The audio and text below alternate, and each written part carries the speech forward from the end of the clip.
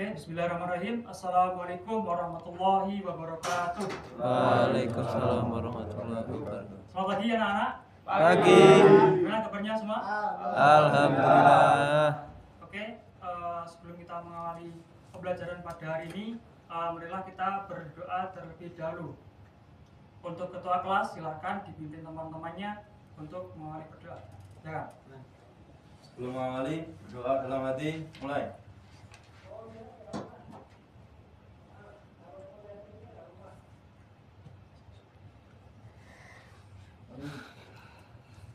Berdoa selesai. Oke, alhamdulillah pada kesempatan hari ini kita semuanya dapat kembali ketemu dengan saya tentunya sebagai guru PJOK di kelas kalian di kelas 10 ini. Dan untuk kedepannya semoga nanti apa materi yang saya sampaikan dapat ditangkap dengan baik oleh anak-anak semuanya. Oke, sebelum kita mulai materi kita hari ini, sebelumnya saya ingin flashback, ingin bertanya tentang materi kita yang telah kita pelajari pada minggu yang kemarin, ya, terkait dengan tentang kesehatan. Oke, pertanyaan pertama, saya pilih Mas Harun Makim. Ya, pertanyaan pertama adalah apa manfaat olahraga bagi kesehatan dan kebugaran? Untuk meningkatkan daya tahan tubuh sehingga tidak mudah sakit. Sudah puas? Sudah puas. Ya, jawaban yang bagus. Ya, jadi manfaat olahraga itu banyak sekali. Contohnya tadi sudah dijelaskan oleh Mas Sarul, Sarul ya. Contohnya tadi itu. Kemudian yang kedua, pertanyaan kedua, saya tunjuk Miftahul Amin. Pertanyaan kedua adalah apa penjelasan tentang sehat itu? Untuk penjelasan dari sehat yaitu keadaan yang sempurna baik secara fisik, mental maupun sosialnya. Nah, sehat bisa dikatakan itu sehat fisik, mental maupun sosialnya. Jadi elemen itu sangat penting bagi kesehatan tubuh kita. Oke, teman-teman, untuk pembelajaran kita hari ini ialah sebelum itu saya ingin bertanya, apa di benak pikiran kalian ketika kalian mendengar pertanyaan permainan bola besar? Apa yang ada di pikiran kalian? Sepak bola, Sepak bola, voli, basket. basket. Kemudian ada lagi? Cukup. Futsal. Futsal. Bisa masuk. Ada lagi? Bowling. Cukup. Ya, Cukup. mungkin itu yang familiar kita dengar dan sering kita jumpai. Nah, pada kesempatan hari ini saya akan memberikan materi tentang keterampilan gerak permainan sepak bola. Nah, sepak bola merupakan cabang olahraga yang umum, bahkan di kabupaten kita, di daerah kita juga masih terbilang sudah familiar, bahkan di mana-mana pun juga sudah ada. Nah, maka dari itu kali ini saya akan membahas tentang keterampilan gerak permainan sepak bola. Oke, sebelum kita masuk, saya ingin sedikit menjelaskan tentang sepak bola itu seperti apa. Oke, untuk di kancah dunia itu ada organisasi yang disebut dengan FIFA, yaitu Federation International de Football Association. Kemudian di Indonesia juga ada yang namanya itu PSSI. Mungkin ada yang tahu kepanjangan dari PSSI? Ada yang tahu? Silakan angkat tangan. Tidak yang tahu? Tidak. Oke. PSSI adalah Persatuan Sepak Bola Seluruh Indonesia. Nah, itu. Dan itu juga tergolong ke dalam organisasi FIFA karena sudah terdaftar di organisasi FIFA. Oke.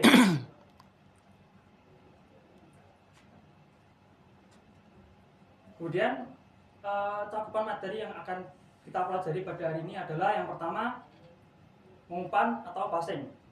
Kemudian yang kedua ada control atau stopping. Kemudian yang ketiga ada menggiring atau dribbling, dan yang terakhir ada menyundul atau heading. Oke, yang pertama yaitu mengumpan atau passing. Mengumpan atau passing merupakan keterampilan paling penting untuk menguasai permainan dan bertujuan untuk memberikan atau mengoper bola kepada kawan. Nah, teman-teman, teknik mengumpan atau passing ini merupakan teknik paling dasar dalam permainan sepak bola. Jadi apabila kalian ingin bermain sepak bola, tentunya hal yang pertama kalian pelajari adalah mengumpan atau passing. Ini. Kemudian passing kalian bisa lakukan menggunakan dua cara yang sering kita lakukan, yang sering saya lakukan, dan kalian apabila juga suka dengan sepak bola, yaitu menggunakan kaki bagian dalam dan kaki bagian luar. Itu. Kemudian B, mengontrol atau stopping. Mengontrol atau stopping adalah keterampilan untuk menghentikan bola dari kawan maupun lawan. Nah, mengontrol selain untuk bertujuan untuk menerima bola dari kawan, dari teman tim kita, mengontrol atau stopping juga bisa sebagai bentuk pertahanan, yaitu ketika lawan kita melakukan serangan, kita bisa memutus serangan tersebut dengan memotong atau menghentikan alurnya bola yang bergerak ke pertahanan kita. Kemudian mengontrol bisa dibagi menjadi 5 teknik. Oke, yang pertama mengontrol menggunakan mengontrol bola dengan telapak kaki. Nah, jadi ini nanti saya kasih tahu penempatan bola ketika melakukan teknik-teknik ini. Dan untuk prakteknya kita lakukan di minggu yang akan datang. Untuk hari ini saya kasih tahu penerimaan bolanya. Oke, untuk yang pertama yaitu dengan telapak kaki. Jadi ketika teman kita melakukan passing ke kita, mengumpan ke kita harus bisa mengontrolnya dengan menggunakan telapak kaki, yaitu dengan cara seperti ini. Ya. Bisa dilihat? Bisa. Nah, seperti ini. Ketika bola datang, kita harus bisa mengontrol seperti ini. Itu teknik menggunakan telapak kaki. Kemudian yang kedua, mengontrol bola menggunakan kaki bagian dalam. Nah, menggunakan kaki bagian dalam ini biasanya terjadi ketika teman kita itu melakukan operan jarak jauh. Tentu ketika melakukan operan jarak jauh, jalur kecepatan bola itu kencang. Jadi ketika kita menggunakan telapak kaki, itu pasti mental. Berbeda dengan futsal. Kalau permainan futsal itu cenderung dengan menggunakan telapak kaki. Tapi kalau ketika kita bermain sepak bola dan menerima bola dengan kencang, kita harus menggunakan kaki bagian dalam. Penerimaannya seperti ini, posisi kakinya seperti ini. Bisa dilihat seperti ini di samping. Ketika bola datang, kita passing seperti ini. Bisa dipahami? Bisa. Ya. Lanjut. Yang ketiga, menggunakan punggung kaki. Nah, biasanya mengontrol menggunakan punggung kaki itu ketika kita menguasai bola sendiri. Contohnya ketika bola memantul, kita mengontrolnya sendiri seperti ini. Jarang ketika kita menerima umpan dari teman, kita mengontrolnya menggunakan punggung kaki, jarang. Ya. Seringnya kita menggunakan teknik ini ketika kita membawa bola secara sendiri. Itu.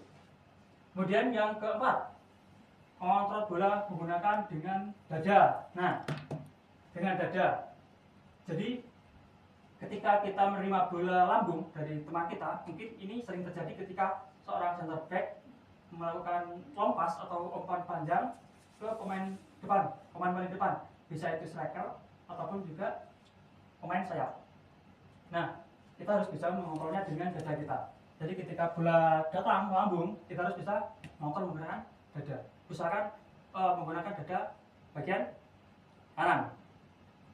Itu. Jangan sampai salah ke perut, ke dada, oke? Tuh.